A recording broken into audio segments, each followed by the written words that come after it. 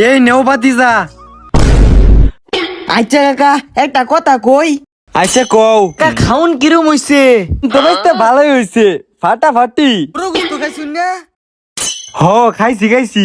মুরগি ডিম ডাইল এটা খাইছুন না? খাইছি গুস্ত আমি দুইটা লইছি দুইটা।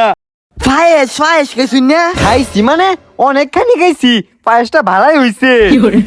তে কাকা টিয়া যে 500 দিলেন খাউন খাইবার সময় তো কম খাইছুন না?